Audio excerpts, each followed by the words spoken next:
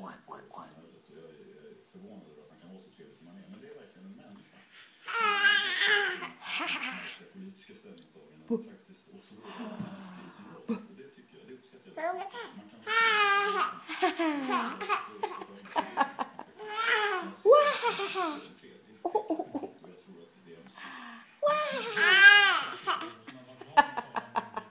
Vad är det för litet fejkskratt?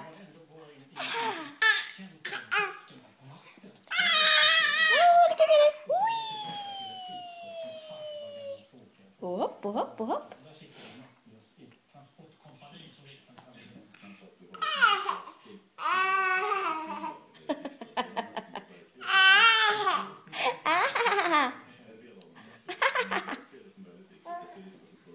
Hopp och hopp.